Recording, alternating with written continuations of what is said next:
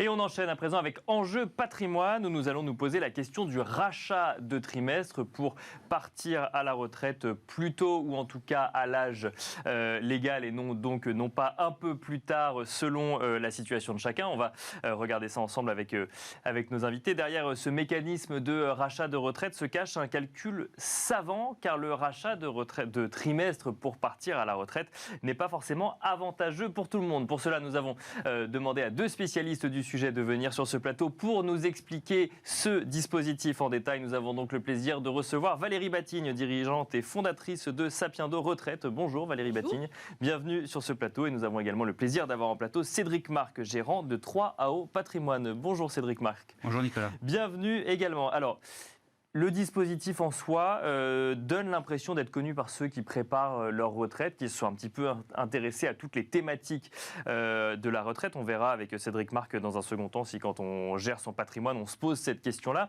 D'abord, Valérie Batigne, racheter des trimestres pour partir à la retraite, soit à l'âge légal et donc éviter de partir un peu plus tard que l'âge légal, voire même éventuellement d'envisager de partir plus tôt. Est-ce que vous pouvez nous expliquer un petit peu le fonctionnement de ce dispositif ? Est-ce que ça s'adresse à tout le monde ? Comment ça fonctionne ? Alors, le rachat de trimestre permet d'augmenter le montant de sa retraite à un certain âge. Quelque part, c'est un substitut à travailler plus longtemps pour gagner plus à la retraite. D'accord. Mais pour que ce soit efficace, parce que tout le monde peut acheter des trimestres, mais il faut que ce soit efficace. Pour que ce soit efficace, il y a un prérequis. Il faut que le candidat au rachat de trimestre manque de trimestre. D'accord, oui, bien sûr. Oui, on ne va pas racheter des trimestres en plus, oui, bien sûr. Beaucoup de personnes pensent que racheter des trimestres, ça va nécessairement toujours augmenter le montant de sa retraite. Non, dans certains cas, pas du tout ou très peu. Donc il faut que le candidat au rachat manque de trimestre. L'idée, c'est avoir accès à l'intégralité. Pour avoir accès à l'intégralité de sa retraite, on peut se poser la question de racheter certains trimestres, mais c'est pas parce qu'on aura cotisé toute notre vie et qu'on aura notre retraite à taux plein, et si on rachetait en plus, parce qu'on aurait les moyens, 5 ou 6 trimestres, ça va pas augmenter la rente qu'on aura ensuite à la retraite. Pas nécessairement. D'accord. Pas nécessairement. Cédric Marc, quand vous échangez avec vos clients, le sujet du rachat de trimestre de retraite, c'est quelque chose qui est envisagé quand ils viennent vous voir en vous disant voilà, j'ai épargné, je commence à réfléchir un peu plus concrètement à ma retraite, à ma situation patrimoniale. C'est quelque chose qui est connu des gens qui préparent leur retraite ? Alors, après 25 ans d'activité, il y a dû y avoir 2 ou 3 personnes qui se sont posé la question. D'accord. Parce que ça s'inscrivait dans leur stratégie patrimoniale. Voilà. Donc, c'est un sujet qui est peu évoqué. Mais peu évoqué par manque de connaissances sur le sujet ? Ou parce que effectivement le calcul dont on va parler fait que c'est pas forcément avantageux pour tout le monde ? Parce que pas de besoin, et aussi parce que la typologie de clients part souvent... c'est des dirigeants chez les entreprises, des cadres donc qui ont un souhait de partir le plus tard possible, en fait. D'accord. Oui, donc on ne va pas racheter ces trimestres vu que déjà il faut des trimestres qui manquent, comme nous le disait Valérie Batigne. Voilà, le rachat de trimestre, c'est un substitut à travailler plus longtemps pour gagner plus à la retraite. Donc si vous avez effectivement des clients qui déjà travaillent, qui ont du mal à arrêter de travailler, c'est ça. Dans leur cas, ça va servir à rien. Bon alors, et du coup, ce dispositif, on a compris qu'il faut avoir un manque de trimestres, donc pour ensuite pouvoir les racheter. Et qu'est-ce qui se passe qu'après on va voir l'assurance retraite et on dit je vous rachète 3-4 trimestres. Alors là, il y a tout un processus. Il faut d'abord se déterminer, est-ce que j'ai besoin ou pas, est-ce que j'ai intérêt ou pas de racheter des trimestres. Et alors, c'est là toute la question. C'est là toute la question. Après, il y a un processus administratif qu'on pourra décrire qui dure 6 mois environ. D'accord. Mais le point de départ, c'est est-ce que ce sera rentable pour moi ? D'accord. Donc, pour déterminer si c'est rentable, parce que tout est là, il faut faire 2 calculs. Nous, chez Sapiendo, on fait 2 calculs. On fait un premier calcul, combien j'aurai à la retraite à un certain âge, par exemple à 62 ans, bien sûr, le plus tôt possible, sans racheter des trimestres. Et si j'en rachète 3-4, c'est ce qu'on détermine, combien je vais avoir en plus. Et donc là, vous déterminez un montant additionnel de retraite lié au rachat de trimestre. D'accord, ok. Imaginons par exemple que ce soit 1 000 € de plus par an à la retraite. Je prends un chiffre rond. Donc vous aurez, si vous rachetez par exemple 4 trimestres, 1 000 € de plus par an. Bon. Mais il y a un coût pour ça. Bien sûr, c'est combien ça coûte le trimestre. Voilà. C'est ça. Donc ce coût est important. Alors, le prix n'est pas fixe, je ne peux pas vous dire c'est tant. D'accord, c'est ça. C'est pas un prix fixé par l'administration qui dit... C'est un prix fixé, mais le barème dépend de 3 critères. D'accord. Il dépend de l'âge du candidat au rachat, de ses revenus D'accord. et des options, parce qu'il y a plusieurs options dans les rachats de trimestres. Si on se place à peu près à 60 ans, nous on ne conseille jamais de racheter des trimestres avant un certain âge, le prix moyen, on va dire, pour avoir un ordre de grandeur, c'est à peu près 4 000 €. D'accord. Donc un rachat... À 60 ans. Vers 60 ans. Mais parce que quand vous nous dites que c'est en fonction de l'âge ou du revenu, plus on avance en âge, plus c'est cher ou moins c'est cher ? Plus on avance en âge, plus c'est cher. D'accord. Donc on aurait intérêt à les racheter jeunes, si je comprends bien. Alors, de ce point de vue-là, oui. Ouais. Plus vous le faites jeune, moins c'est cher. Mais quand vous le faites jeune, vous ne pouvez pas déterminer si ce sera efficace. Pourquoi ? Parce que je vous ai dit, il faut qu'il manque des trimestres. Bien sûr. Ouais. Or, comme on a une tendance à décaler l'âge légal de départ à la retraite, si on le décale de 2 ans, ce qui s'est passé, parce que vous pensez qu'il vous manque 4 trimestres. Pour le moment, l'âge légal de départ, c'est 62 ans. Si on vous dit dans 6 mois, désolé, pour toi, 65. ce sera 65. Donc vous allez travailler 3 ans de plus, donc 12 trimestres de plus.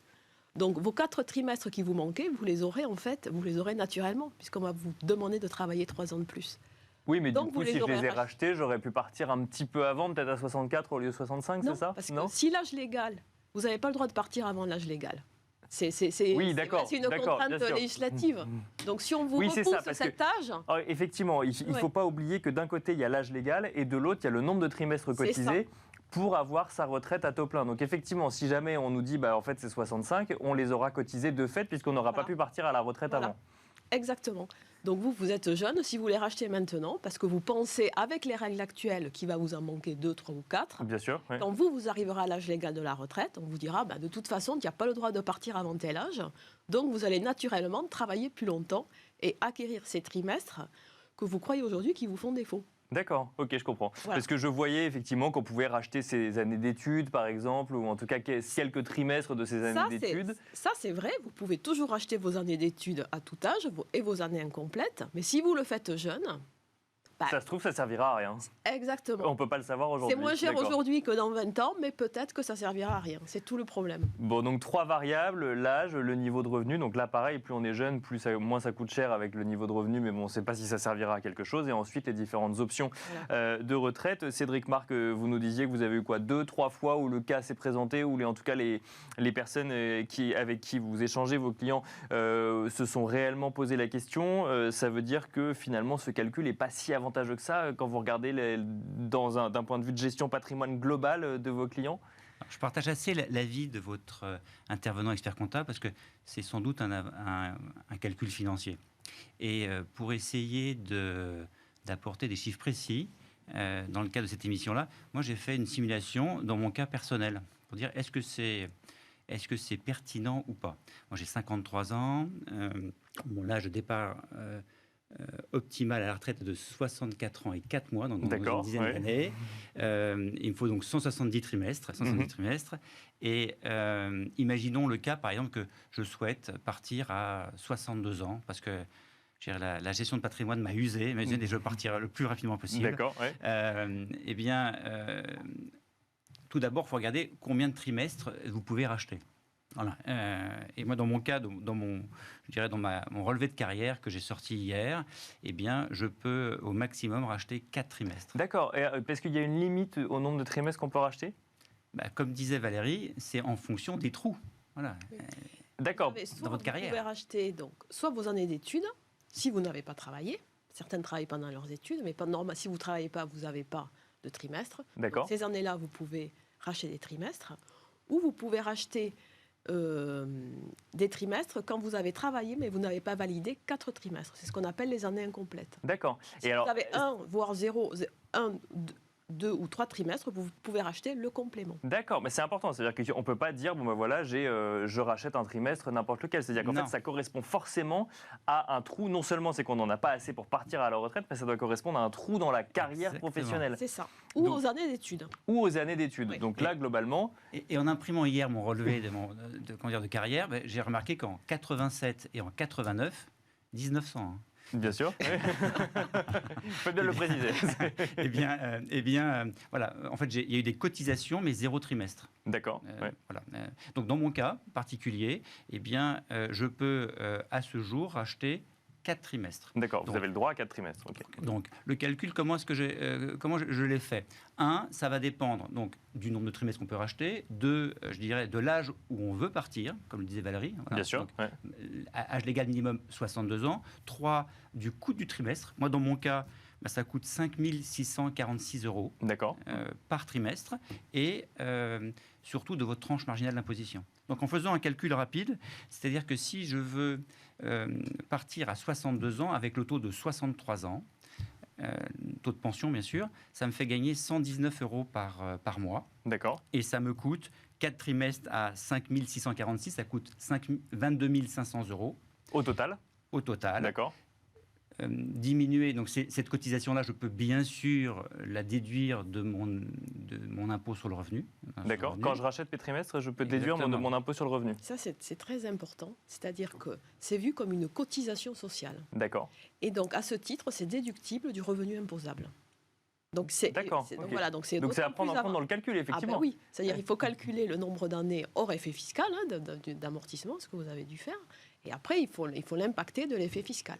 Mais alors, dans votre calcul, Cédric Marc, il y a une question qui se pose. C'est donc là, ça vous coûte 22 000 €, déduit des impôts sur le revenu, donc ça vous coûte combien je vais vous le dire, c'est qu'effectivement, donc, imaginons que je suis en 2022 non imposable. Donc, et je veux absolument, acheter des trimestres.